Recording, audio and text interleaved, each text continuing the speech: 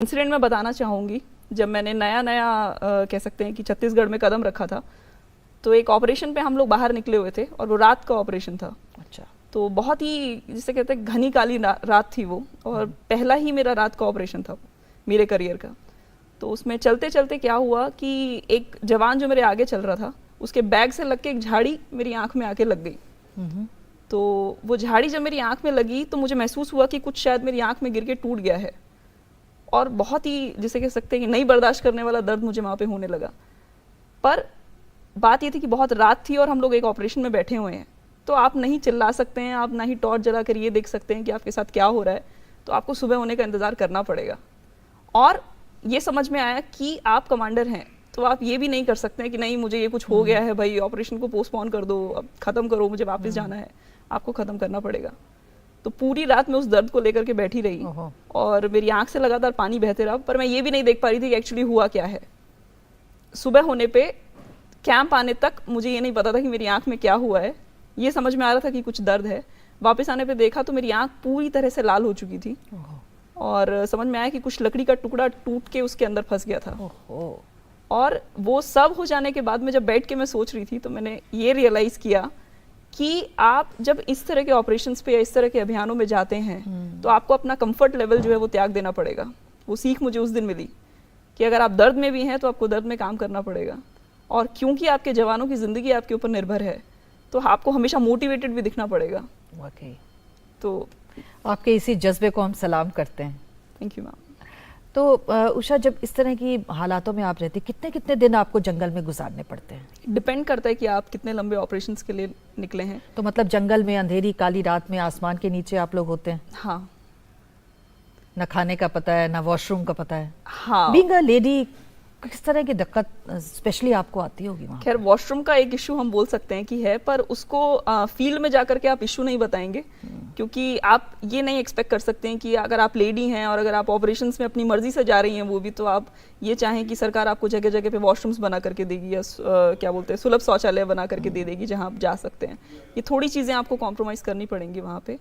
तो इसको कॉम्प्रोमाइज़ करना भी नहीं कहेंगे, it's part of your job basically. तो जब आप रात को सोते हैं तो क्या बिछा कर सोते हैं? एक प्लास्टिक शीट। भी इसी फील्ड में है जी। तो कोबरा बटालियन में ही उनसे आपकी मुलाकात होगी और आपने जी हाँ शादी कर ली? जी हाँ, छत्तीसगढ़ में ही उनसे मुलाकात हुई। मेरे हस्बैंड डॉक्टर हैं। अच्छा, तो डॉक्टर होने के नाते तो वो तो ऑपरेशंस में नहीं रहते होंगे? नहीं, ऑपरेशंस में नहीं रहते हैं। वो हेडक्वार्टर्स में रहते होंगे? जी। तो मतलब आप ऑपरेशंस में और वो हेडक्वार्टर्स में, तो लोग कहते नहीं है कि उल्टा होना चाहिए था? लोग एक्चुअली कहते हैं कि थोड़ा ये रोल रिवर्सल हो गया है। हाँ। क्योंकि और इसके पीछे एक बहुत बड़ा रीजन ये भी है कि लोग इमेजिन नहीं करते कि लड़की जो है वो डॉक्टर या टीचर बनने को छोड़ करके कुछ और भी कर सकती है। हाँ। तो अब लड़की ऐसे फौजी वर्दी पहन करके बाहर निकल गई है, तो ये तो बड़ा ही अजीब सी बात है, ये कैसे हो सकता है? हाँ। और वो भी एक डॉक्टर ने उससे शादी कर ली। हाँ। तो डॉक्टर तो हमेशा डॉक्टर ढूंढेगा ना, वो क्यों ऐसी लड़की से शादी करेगा? हाँ। तो ऐसे है।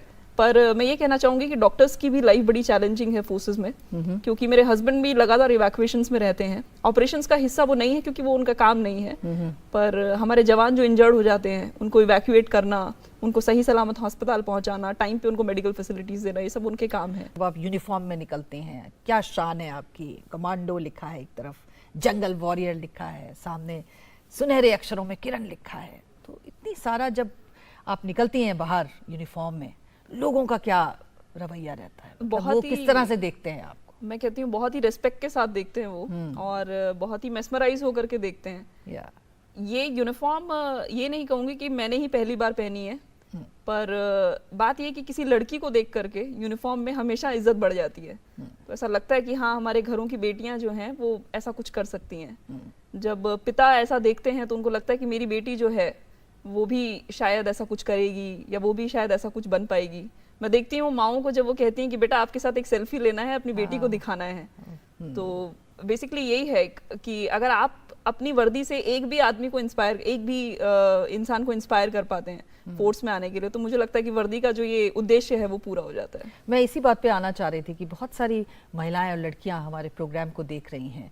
आप क्या कहना चाहती हैं उन सब से, और ख़ास तौर से अपना एग्जाम्पल देके उन्हें किस तरह से आश्वस्त भी करना चाहती हैं और रास्ता भी दिखाना चाहती हैं कि वो भी चाहें तो तमाम तरह के जालों को तोड़कर आगे बढ़ सकती हैं? जी, मैं यहाँ पे ये कहना चाहूँगी कि बेसिकली एक स्ट्रांग वुमन को यूनिफॉर्म के साथ ही जोड़ के ना देखें कि अगर किसी ने यूनिफॉर्म पहना ही है तो ही वो एक स्ट्रांग वुमन है। कोई भी लड़की जो अपने पैशन को फॉलो कर रही है वो एक, मैं कहूँगी, एक स्ट्रांग वुमन है वो। तो अगर आपका इच्छा है कि आप यूनिफॉर्म सर्विसेज की तरफ आना चाहती हो तो आप जरूर आइए, ये it's a wonderful field to join. अगर आप एडवेंचर लविंग हैं और आपको चाहिए जिंदगी में कुछ नया नया हर वक्त, तो आप जरूर आ जाइए यूनिफॉर्म सर्विसेज में। बहुत अच्छी जगह है ये, और मैं बहुत खुश हूँ अपने यूनिफॉर्म को लेकर के, अपने प्रोफेशन को लेकर के। तो जो भी यहाँ पे आएगी, बहुत मैं कह सकती हूँ कि उसको लगेगा कि उसने जिंदगी में कुछ हासिल किया है। तो पर बाकी ये कहना चाहूंगी कि ज़रूरी नहीं है कि आप सिर्फ यूनिफॉर्म सर्विसेज को ही फॉलो करें। अगर आप डांसर बनना चाहती हैं, आप डांसर बनिए। अगर आप एक्टिंग करना चाहती हैं तो एक्टिंग करिए। किसी भी इंसान के ये कहने से कि नहीं, ये प्रोफेशन में लड़कियों को नहीं जाना, या ये प्रोफेशन उनके लिए अच्छा नहीं है, या आपको सिर्फ डॉक्टर ही बनना है, या आपको सिर्फ टीचर ही बनना है, उनके कहने से आप डॉक्टर या टीचर मत बन जाइए।